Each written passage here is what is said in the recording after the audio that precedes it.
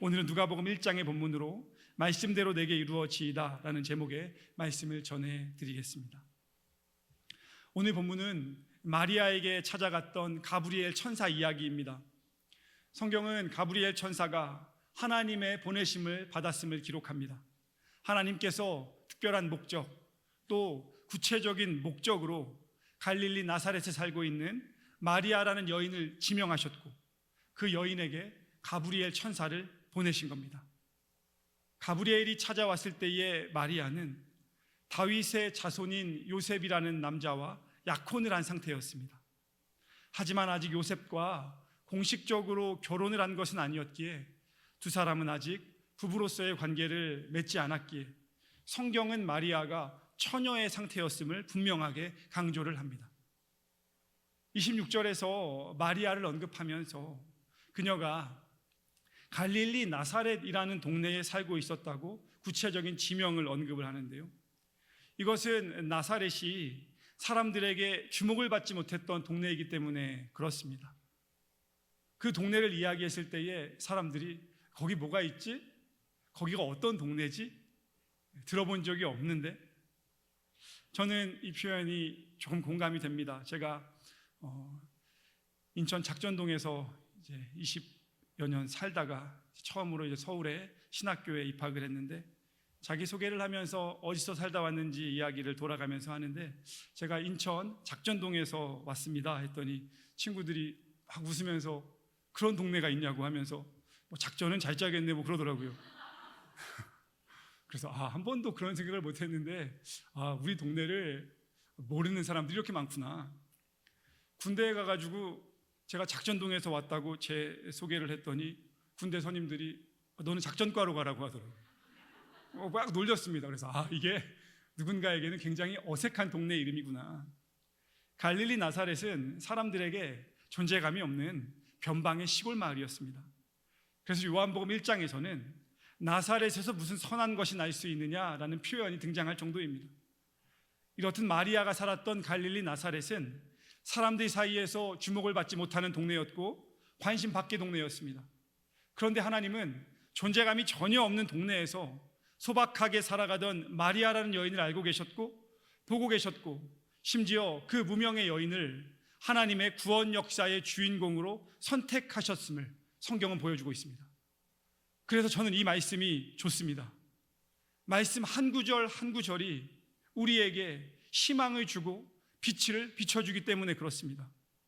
내가 지금 어떤 형편과 환경에서 살아가고 있을지라도 천지 만물을 주관하시는 하나님께서 나의 일거수일투족을 다 보시며 알고 계신다는 희망을 잃지 않게 하기 때문에 저는 이 말씀이 좋습니다. 28절에 보시면 마리아에게 찾아간 천사가 이렇게 말합니다. 은혜를 받은 자여 평안할지어다. 주께서 너와 함께 하시도다. 천사의 말을 들은 마리아는 의아하게 생각했습니다. 당연히 그렇지 않겠습니까? 만약 우리 중에 누구라도 오늘 밤 천사가 찾아와서 여러분에게 말을 건다면 여러분도 당황하시고 놀라시지 않겠습니까? 마리아의 당황한 마음을 알았던 천사는 30절에서 다시 마리아에게 말합니다. 무서워하지 말라. 내가 하나님의 은혜를 입었느니라. 여기서 마리아가 은혜를 입었다는 표현은 하나님께서 일방적으로 베푸시는 은혜를 받았다는 것입니다.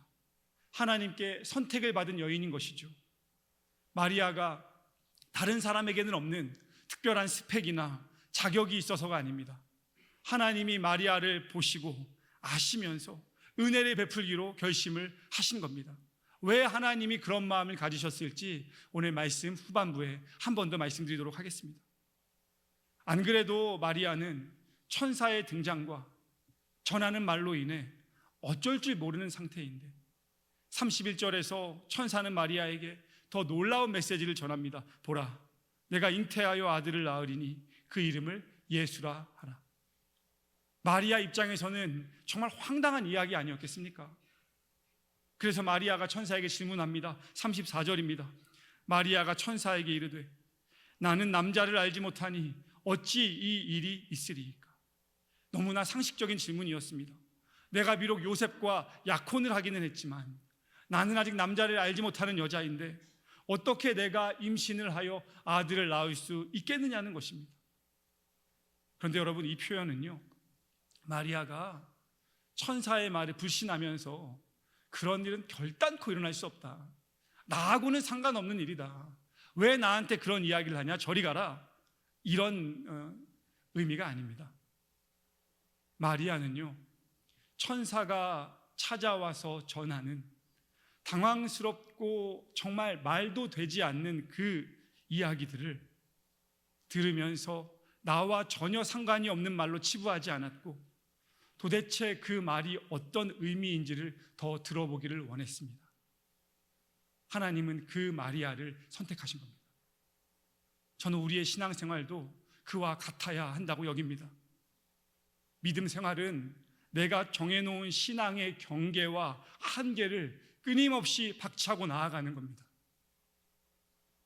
나는 이 정도밖에 할 수 없지, 나는 이만큼만 할 수 있지, 난 이거밖에 안 되지, 그게 아니고요, 하나님이 주시는 마음을 가지고 할 수 없는 일 같지만 내가 그 일을 해보는 겁니다.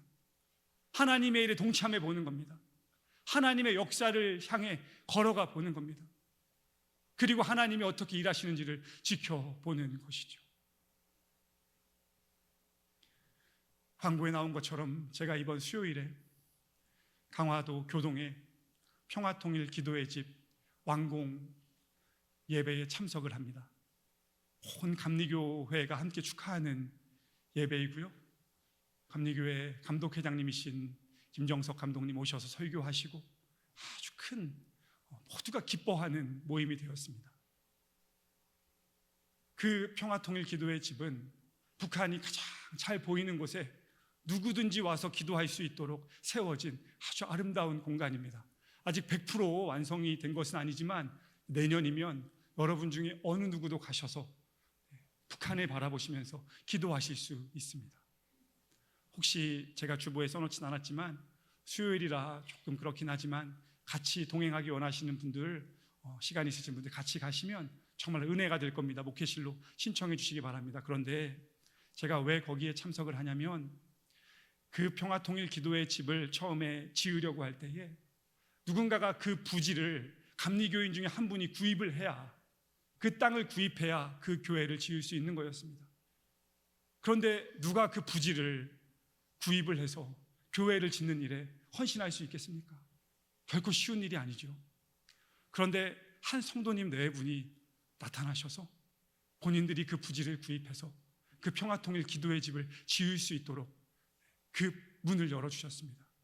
그래서 그 부부의 헌신 때문에 그곳에 평화통일 기도의 집이 세워졌습니다. 그런데 놀라운 사실은 제가 이 교회에 부임해서 몇 달이 지나서 알게 된 것인데, 그 부부가 예일교회 성도님이신 거예요. 그래서 감리교회에서는 굉장히 저를 만날 때마다 고맙게 생각하시고 예일교회에 감사하게 생각하십니다. 그런데 그 부부가 담임 목사인 저한테도 말씀을 안 하시고 숨기시고 무명으로 그 일을 진행하셨기 때문에 한참 시간이 흘러서야 제가 알았습니다. 그래서 그 자리에 제가 가서 그분들이 축하받는 자리에, 또 하나님이 영광 받으시는 자리에 함께 가보려고 합니다. 저는 그분들의 헌신을 보면서 신앙생활이라는 것은 내가 정해놓은 한계와 경계를 늘 넘어가는 것이다, 그 결단이 얼마나 힘든 일이었고 결코 쉽지 않은 일이었음을 제가 알고 있지만, 그 결심을 하고 누구든지 와서 기도할 수 있는 그 부지를 위해 나의 삶의 일부분을 헌신한다는 것, 여러분 얼마나 힘들지만 또 얼마나 귀한 일이겠습니까? 저는 우리의 믿음 생활에 이와 같은 마리아의 태도와 믿음이 늘 사라지지 않기를 소망합니다. 왜 하나님께서 나에게 이런 축복을 주셨을까? 왜 하나님이 나에게 이런 이야기를 듣게 하셨을까? 왜 하나님이 나를 이 교회에 보내셨을까? 왜 하나님께서 나를 이 사람과 만나게 하셨을까? 왜 하나님께서 나에게 이런 어려움을 주셨을까? 왜 하나님이 나에게 이런 재물을 주셨을까? 왜 하나님이 나에게 이런 직업을 갖게 하셨을까? 왜 하나님께서 오늘 이 말씀을 듣게 하실까? 묻는 것이죠. 나하고는 상관없는 이야기야. 그 이야기는 나랑은 관련 없어. 나는 그냥 늘 이렇게 하는 사람이야. 그게 아니라는 겁니다. 왜 하나님께서 마리아를 선택하셨는지 아십니까? 믿음을 가지고 한계와 경계를 정해놓지 않았기 때문에 그렇습니다. 예수 그리스도의 렌즈로 내 삶을 바라볼 때에 한계와 경계가 사라진 것이죠. 우리의 인생은 늘 계획대로 틀어질 수 있지만, 내 예정대로, 내 생각대로 흘러가지 않을 수 있지만, 하나님께서는 나의 실수를 통해서도 역사하시고, 나의 부끄러운 과거를 통해서도 역사하시고, 나의 생각을 틀어지게 하심으로써 역사하시는 하나님이실 때도 많습니다. 지난 목요일 강원도의 원주에서 선교사 교육원 이사회가 있어서 제가 참석을 한다고 말씀드렸죠. 갔다가 이제 모임이 끝날 때쯤 이제 인천에 이제 갈 생각을 하면서 내비게이션을 이렇게 찍어보니 차가 막혀서 한 3시간 가까이 나오더라고요. 그래서 혼자 생각을 했습니다. 가는 길에 중간에 휴게소에 들려서 커피를 한 잔 사고, 간식도 마음에 드는 게 있으면 사고, 가는 길에 듣고 싶었던 설교를 하나 듣고, 모르는 찬양 배우고 싶었던 찬양 들으면서 배우고, 누구누구에게 전화통화를 하면서 나름의 계획을 했습니다. 그리고는 이제 모임이 끝나고 이제 헤어지려고 하는데, 그 모임에 오신 목사님 중에 인천에서 오신 분이 계셨는데 저한테 가까이 오시더니 처음 뵙는 분인데, 목사님 혹시 차 가져오셨어요? 그래서 기분이 이상해지시죠, 여러분? 저도 기분이 이상해지는 걸 느꼈습니다. 아니나 다를까 본인은 원주에 오실 때 버스를 타고 오셨는데 인천 가는 길에 같이 갈 수 있느냐는 겁니다. 물론 제가 당연히 된다고 했습니다. 제 계획은 다 틀어졌지만 인천으로 오는 길에요, 그 목사님이 저에게 들려주신 선교사 출신 목사님이신데 여러 가지 이야기들이 저에게 얼마나 은혜가 되던지요. 3시간이 부족하게 느껴져가지고요, 그 목사님 교회 앞에 다가올 때 즈음에는 제 마음에 아쉬움이 있었습니다. 목사님 이야기를 더 들어야 되는데, 나중에 한 번 더 가기로 했어요. 내 계획은 틀어지지만 새로운 만남을 통해, 새로운 문을 통해 내 마음을 회복시키시고 새로운 생각을 하게 하시는 하나님을 경험했습니다. 때로는 여러분, 내 계획이 틀어지는 것이 하나님 안에서는 결과적으로 참 좋을 때가 많습니다. 마리아가 그랬던 것이죠. 그 사실을 알고 있었던 마리아는 하나님의 뜻을 더 명확하게 이해하고자 천사에게 질문했습니다. 그러자 35절에서 천사가 대답을 합니다. 성령이 내게 임하시고 지극히 높으신 이의 능력이 너를 덮을 것이다. 천사의 대답은 명확했습니다. 너는 할 수 없지만 성령이 그렇게 하시는 거다. 이 말은요, 성령이 역사하시면 너의 관점과 상식에서는 불가능하다고 여겨지는 그 일이 가능한 일이 된다는 것입니다. 여기서 천사가 지극히 높으신 이의 능력이 너를 덮는다라고 할 때에, 이 덮는다는 표현은 구약 성경에서 하나님의 임재가 성막을 덮을 때에 그 덮는 것과 같은 표현입니다. 그와 같은 성령의 역사가, 하나님의 임재가 마리아 너의 몸과 마음을 덮으면 불가능한 일은 없다는 것입니다.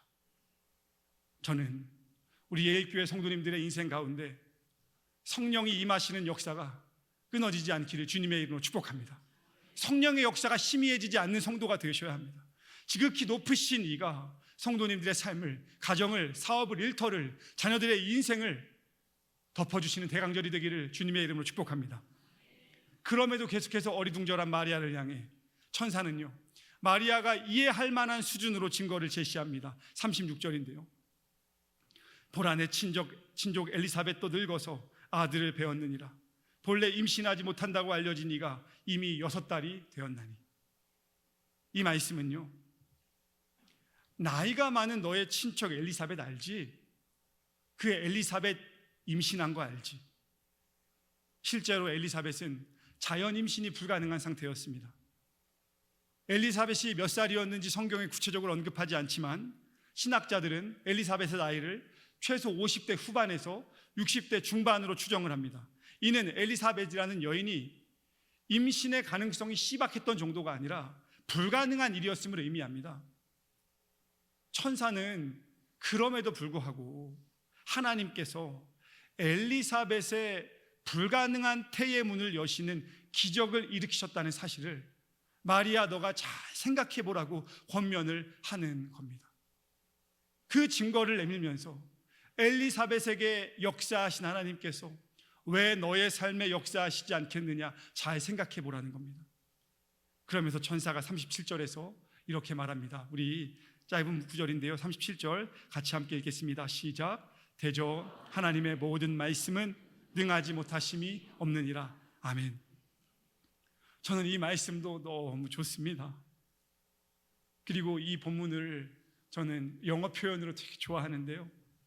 Nothing is impossible with God. 이거를 의역하면 하나님께는 불가능이 없다. 천사가 마리아에게 말한 겁니다. 너 의아하지? 당황스럽지? 어쩔 줄 모르겠지? 하나님께는 불가능이 없다. 혹시 오늘 다른 말씀은 기억을 못하셔도요, 37절 이 말씀 하나, 하나님께는 불가능이 없다. Nothing is impossible with God. 이 말씀 꼭 기억하며 한 주를 보내시기를 바랍니다. 성도님들의 여러 가지 기도의 제목 가운데 과연 내가 이 일을 할 수 있을까? 이게 가능할까? 하는 어떠한 일도 하나님께는 불가능함이 없다. 그래서 지난 새벽 기도 때 시편 73편을 묵상하면서 아삽의 시를 보는데 제가 너무 은혜가 되더라고요. 그래서 요즘에 그 시편 73편을 매일매일 한 번씩 읽는데요, 아삽의 고백 중에 이런 고백이 나옵니다. 내 육체와 마음은 쇠약하나 하나님은 내 마음의 반석이시오. 여기서 반석은 힘이라는 뜻입니다. 내 육체와 마음은 쇠약하나 하나님은 내 마음의 힘이시다. 이 표현은요, 나는 매일매일 연약해지는 사람이지만 하나님은 내 마음속에서 새롭게 늘 힘을 만들어 가신다. 힘이 충전될 수 있게 하신다. 그 힘으로 살아갈 수 있게 하신다. 대강절에 보내시면서 예배하실 때에 우리는 연약하죠. 나는 부족하죠. 하지만 하나님이 주시는 힘으로 회복되는 시간 되시기를 주님의 이름으로 축복합니다. 그러기 위해서 우리가 하나님의 말씀을 더 가까이 하고 그 말씀을 의지해야 합니다. 성경은 우리 인생의 나침반이 되어주고 또 사용 설명서가 되기 때문에 그렇습니다. 인생에서 어떤 가이드북을 가장 우선순위에 놓을지는 본인이 결정하는 거지만 사람은 결과적으로 그 선택의 영향을 받는 거 아닙니까? 영국에서 몇 년을 살다 보니까요, 여행을 오는 사람들이 가이드북을 들고 다니면서 여행을 하더라고요. 런던에 갔더니요, 어떤 가이드북을 참고하느냐에 따라서 이 사람들이 가는 식당이 다 다르더라고요. 여행지가 다르더라고요. 어디 식당은 가면은요, 한국인밖에 없어요. 왜냐하면 다 한국 그 가이드북에 그 식당이 제일 맛있다고 하니까 한국 식당처럼 바글바글 거리는 곳들도 있습니다. 여러분은 인생의 가이드북으로, 사용 설명서로, 나침반으로 무엇을 사용하십니까? 저는 제 인생의 나침반으로 또 가이드북으로 성경을 선택했습니다. 이유가 있습니다. 이 성경은 앞길이 전혀 보이지 않았던 사람들의 인생을 하나님께서 어떻게 인도해 가셨는가를 보여주는 책이기 때문에 그렇습니다. 성경을 읽다 보면 어둠 가운데 비춰주셨던 하나님의 빛을 발견할 수 있습니다. 주의 말씀은 내 발의 등이요 내 길의 빛이니이다. 그래서 저는 성경이 좋습니다. 마음이 무거워지고 앞길이 캄캄해질 때에 그래서 저는 성경을 읽습니다. 성경을 읽다 보면 그 전에는 문제밖에 보이지 않았는데 성경을 읽다 보면 하나님이 주시는 새로운 지혜와 통찰력을 발견하게 됩니다. 혹 새로운 지혜와 통찰력을 발견하지 못하더라도 하나님이 주시는 작은 힘을 경험하게 됩니다. 하나님이 그렇게 도와주시는 것이죠. 하나님의 모든 말씀은 능하지 못하심이 없다고 말했던 천사의 말씀을 기억하시면서 그 말씀을 더욱 의지하며 대강절을 보내시기를 주님의 이름으로 소망합니다. 마지막으로 오늘 말씀에서 주목해야 하는 또 다른 구절은 38절입니다. 천사의 모든 말을 들은 마리아의 응답인데요, 우리 38절 말씀도 같이 함께 읽어보겠습니다. 시작. 마리아가 이르되 주의 여종이오니 말씀대로 내게 이루어지이다 하매 천사가 떠나가니라. 아멘. 지금 마리아가요, 천사로부터 들은 이야기를 온전하게 다 이해한 상태가 아닙니다. 천사의 그 놀라운 말들을 다 이해할 수 있는 사람이 누가 있겠습니까? 그런데 여러분, 완전히 이해가 되지 않는 일을 따라가겠다고 결정하는 것도 한편으로는 어리석은 일이고 한편으로는 매우 위험한 일이지 않습니까? 그런데 성경은 마리아가 두 마디를 했음에 주목합니다. 첫째, 나는 주님의 종입니다. 둘째, 말씀대로 내게 이루어질 것입니다. 나는 주님의 종이오니 말씀대로 이루어지이다.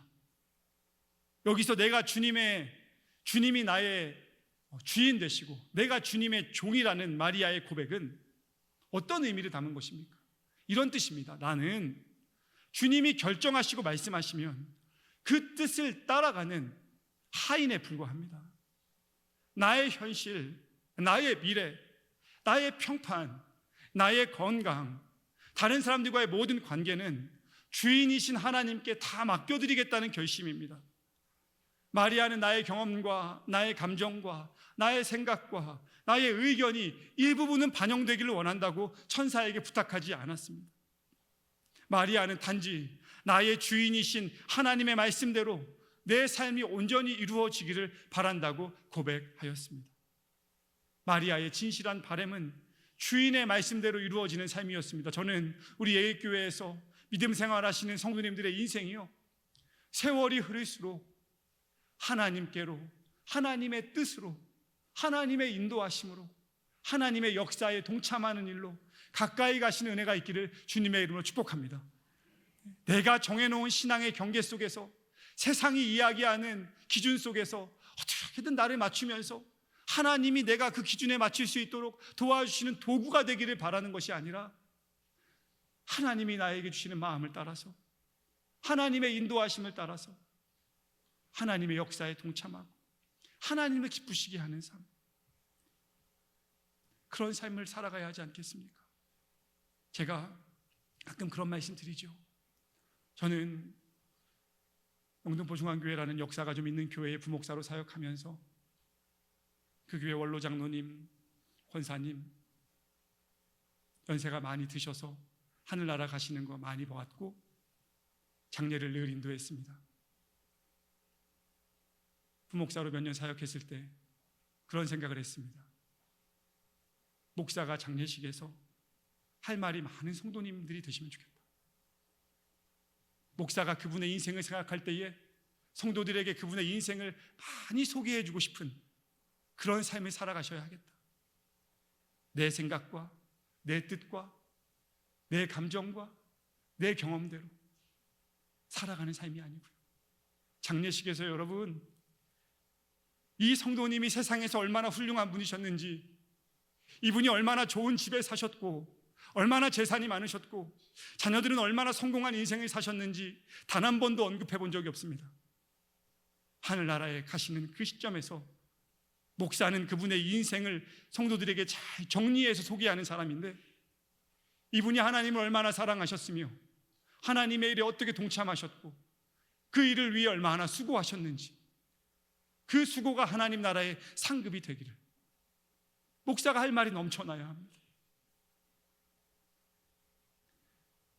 제가 지난 목요일에 인천에 계시는 그 목사님을 모시고 오면서 그분의 이야기를 듣는데 정말 은혜가 많았습니다.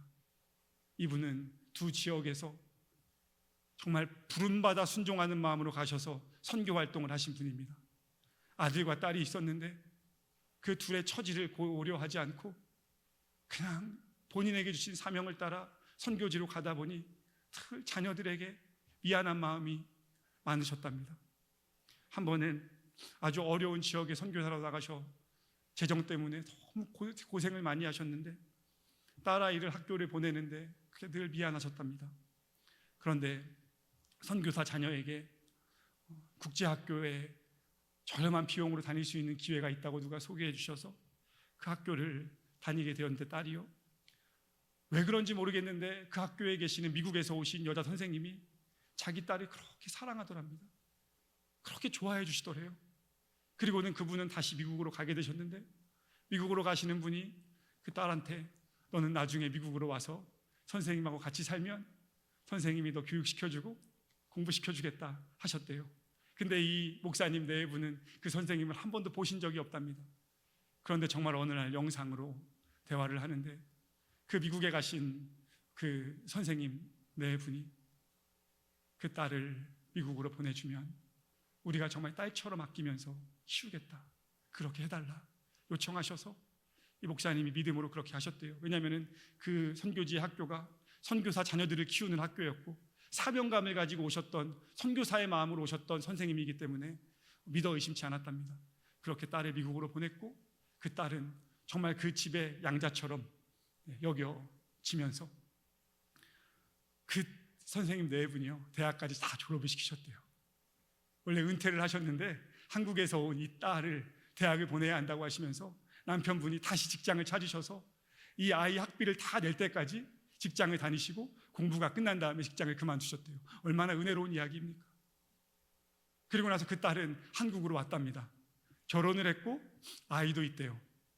아이를 가졌다는 이야기를 듣고요 그 미국의 그 선생님 네 분이요 일주일 만에 한국으로 달려오셨대요. 그러면서 얼마나 기뻐하시던지요. 이 목사님이 그러셔요. 자기보다 더 기뻐하더래요. 어떻게 그럴 수가 있냐고. 도대체 하나님이 어떤 마음을 주셨기에 그분들은 그렇게 할 수가 있냐고.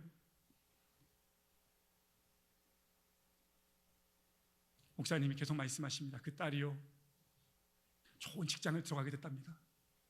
회사에서 인정을 받으면서 월급을 많이 받게 됐대요. 다른 회사에 스카웃이 됐답니다. 월급을 더 많이 받게 됐답니다. 본인 교회에서 본인 딸과 사위가 30대인데 거의 헌금을 제일 많이 하는 축에 속한대요. 아버지가 볼 때에도 이상할 만큼 하나님이 복을 부어주시는 것 같다고. 자기는 선교지에 있으면서 아무것도 해준 게 없는데 하나님이 그렇게 키우시더라고. 그런데 목사님이 말씀하시기를, 목사님 근데 딸이 이상한 결정을 하나 해서 오늘 그게 결론이 났습니다 하시더라고요. 목사님 무슨 결정이신데요? 그랬더니 그 딸이 올해 아버지에게 이야기하더랍니다. 아빠, 내가 선교사 자녀로 살면서 많은 은혜를 입었고 늘 그 은혜를 갚아야 한다고 생각을 했는데 이제 때가 된 것 같아서 내가 그 일을 하러 떠나야 될 것 같다고. 그래서 아버지가 무슨 말이냐, 너 지금 네 사위랑 같이 얼마나 인정받으면서 정말 하나님이 은혜 주셔서 돈도 잘 벌고 너 그 축복 가지고서 일하면 된다 그랬더니 아니라고 하면서 그 딸이 자기가 공부했던 선교지의 그 학교에 선생님으로 지원을 했다는 거예요. 형편적으로 보면, 상황적으로 보면 참 쉽지 않아 보이는데 아이도 있고요. 근데 목요일 날 그 결과가 나온 거예요. 가는 걸로 확정이 된 거예요. 그래서 아버지가 만류했답니다. 그러지 말라고. 근데 그 딸이 그러더래요. 아니 아빠, 내가 재정으로 하나님을 섬기는 일과 내가 어렸을 때 받은 은혜를 하나님께 갚기로 결심하면서 내 몸과 시간을 들여서 하나님을 위해 섬기는 것, 그리고 내가 인생에서 가장 전성기라고 생각되는 이 시기를 하나님께 드리는 것은 완전히 다른 거라고. 나 그렇게 하고 돌아오겠다고. 그러면 그 다음 네 직업과 네 삶은 어떻게 할 거냐 그랬더니 그 다음은 또 하나님이 알아서 하실 거라고. 제가 그 이야기 듣는데 얼마나 부끄럽던지요, 얼마나 반성이 되던지요. 그리고 그런 생각이 들었습니다. 하나님께서는 하나님의 마음을 부어주신 사람들을 통해서 하나님의 일을 행하시며 나의 한계와 나의 경계를 정해놓지 않고 하나님의 일에 동참하고자 하는 그 사람들의 헌신을 통해서 그 일을 이어가신다는 것입니다. 그 딸이 그랬답니다. 아빠, 그 미국의 선생님들이 나를 위해서 내가 뭐라고 그렇게 자신들의 삶과 자신들의 소유와 시간을 다 헌신해서 나를 여기까지 키워줬으면 나도 선교사님 자녀들을 위해서 뭔가 하는 사람이 돼야 하지 않겠냐고. 그래야 하나님 앞에 가서 할 말이 있지 않겠냐고 했다고 하는데, 그 말이 차 안에서 얼마나 감동이 되던지요. 구약을 보면은요, 아브라함도 그런 사람이었습니다. 창세기 12장을 보면 여호와께서 아브라함에게 나타나셔서 너는 너의 고향과 친척과 아버지의 집을 떠나 내가 너에게 보여줄 땅으로 가라고 말씀하시죠. 보여준 땅이 아니라 보여줄 땅으로 가라고 말씀하십니다. 보여준 땅, 이미 확인된 땅으로 가는 것은 어렵지가 않습니다. 하지만 내가 알지 못하는 땅, 내가 보지 못한 땅을 향해 나아가는 것은 아주 힘든 결정입니다. 마리아에게도 앞으로 가야 할 그 길은 알지 못하는 길이었습니다. 가보지 않은 길이었습니다. 그럼에도 하나님은 아셨습니다. 마리아는 그 길을 믿음으로 걸어갈 여인이라는 사실을 아셨습니다. 이 장면은 갈릴리 나사렛에도 분명히 많은 여인들이 있었을 텐데 굳이 하나님께서는 존재감이 전혀 없는 무명의 여인인 마리아를 선택하셔서 예수 그리스도가 이 땅에 탄생하도록 하셨는가에 대한 실마리를 발견하게 합니다. 하나님은 아셨습니다. 마리아는 그 일을 하나님의 은혜로 받아들일 수 있는 사람이라는 사실을 하나님은 아셨습니다. 불확실한 미래와 흔들리는 현실 속에서도 믿음으로 말씀을 받아들일 만한 여인임을 분명히 아셨습니다. 제가 담임 목사로 사역하면서 성도님들에게 이런저런 부탁을 드릴 때가 있습니다. 참 부탁은 어려운 일이죠. 그래서 제가 기도하면서 어떤 성도님들 만나서 성도님 이 일을 해주십시오, 이거 좀 부탁드립니다 라고 할 때에 이런 대답을 하시는 분들이 계십니다. 목사님이 많이 기도하시고 결정하셨겠죠. 목사님이 얼마나 고민하며 저에게 말씀하시겠습니까? 그렇게 하겠습니다.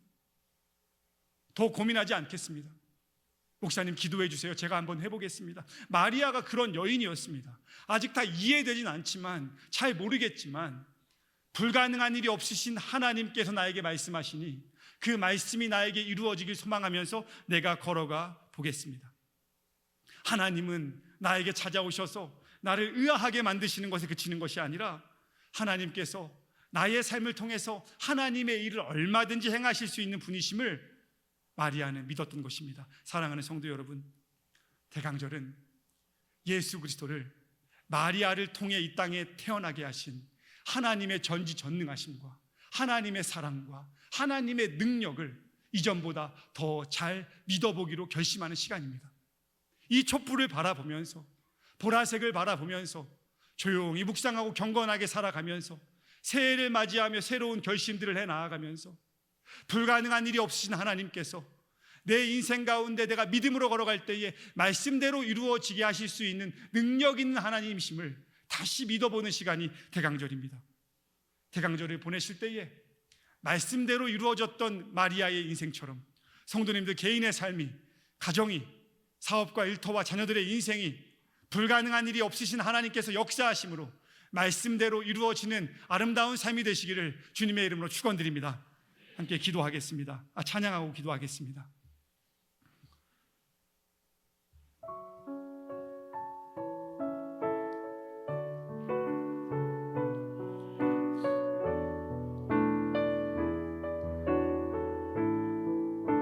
하나님은 우리의 하나님은 우리의 피난처가 되시며 환난 중에 우리의 힘과 도움. 하나님은 우리의 하나님은 우리의 피난처가 되시며 환난 중에 우리의 힘과 도움이. 너희는 가만히 있어.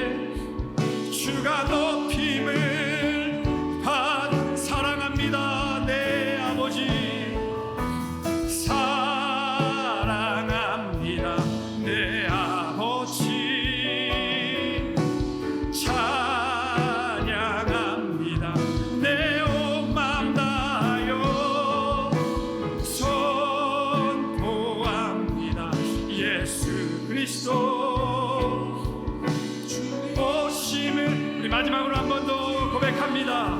사랑합니다 내 아버지.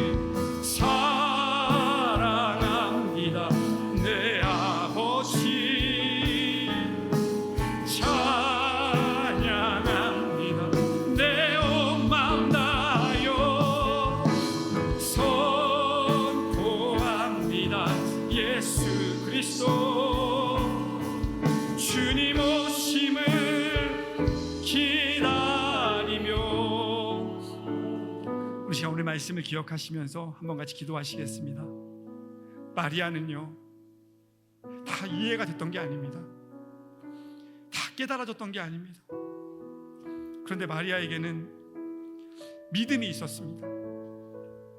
하나님을 믿는 믿음이요, 하나님께는 불가능이 없다. 하나님이 천사를 보내셔서 나에게 이렇게 말씀하시는 건 이유가 있을 것이다. 내 현실은 막막하지만, 내가 감당해야 하는 일들이 어느 정도인지 내가 모르겠지만, 하나님이 뜻이 있으실 것이고, 하나님이 길을 여실 것이고, 하나님이 함께 하실 것이다. 그래서 마리아는 대답합니다.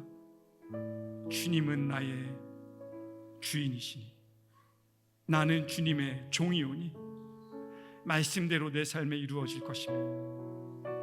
하나님은 아셨습니다. 마리아는 결과적으로 그렇게 대답할 사람이라는 것을 하나님은 아셨습니다. 그래서 마리아에게 찾아가신 겁니다. 다른 사람에게 가지 않으신 겁니다.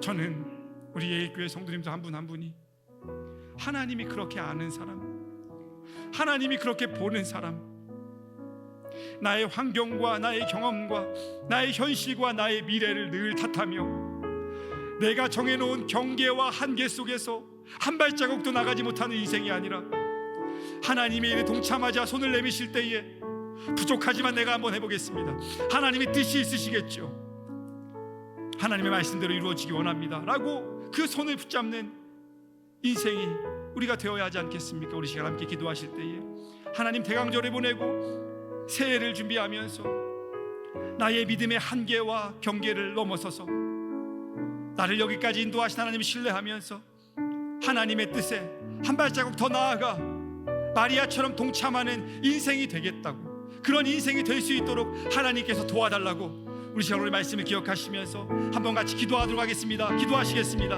하나님 감사합니다. 우리의 삶을 인도하시며 지키시는 하나님을 의지합니다.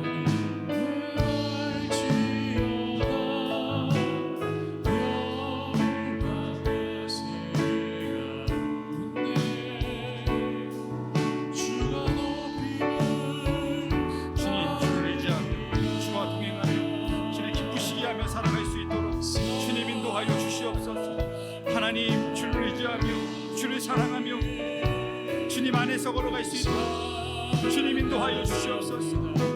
하나님, 우리의 인생이 내가 정해놓은 한계와 경계 속에 머무는 인생이 아니라 하나님이 기뻐하시는 삶을 향해 한 발자국 더 나아가는 삶이 되도록 주님 인도하여 주시옵소서. 하나님, 현실에 늘 만족하는 삶이 되지 않게 하시고, 하나님 어떻게 하면 하나님의 일에 동참할 수 있을까 고민하면서 하나님의 뜻을, 크고 작은 하나님의 일들을 이루어드리는 일에 동참하는 인생이 될 수 있도록 주님 역사하여 주시옵소서. 하나님, 늘 나는 안 된다고, 나는 어렵다고, 사정이 있다고 이야기하는 삶이 아니라 하나님의 손을 붙잡고 담대하게 걸어가보는 하나님 마리아와 같은 믿음을 우리에게 허락하여 주시옵소서.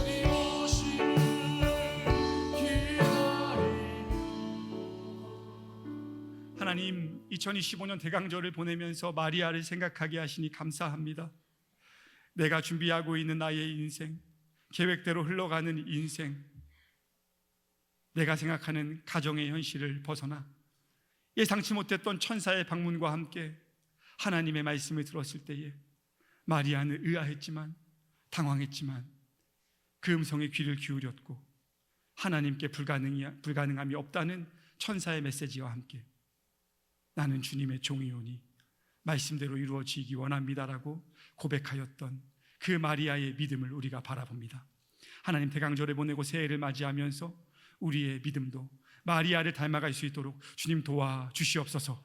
내가 정해놓은 한계와 경계 속에서 벗어나지 못하는 인생이 되지 않게 하시고, 하나님이 말씀을 주실 때에, 하나님의 마음의 은혜를 주실 때에 하나님의 손에 붙잡고 한 걸음 더 나아가는 새해가 될 수 있도록 주님 도와주시옵소서. 하나님, 우리 성도님들 고민하며 기도하는 여러 가지 문제들 대강절에 보내며 하나님을 의지할 때 해결되는 역사가 있게 하시고 하나님 안에서 더 좋은 길이 열려지는 기쁨도 있게 주님 인도하여 주시옵소서. 이 시간 주님 앞에 나아오며 예물 올려드리는 손길도 주님께서 기억하여 주시고 그 예물과 함께 하나님을 더 잘 믿으며 하나님과 함께 동행하겠다고 결심하는 그 고백을 주님께서 받아 주시옵소서. 예수님의 이름으로 기도드립니다. 아멘.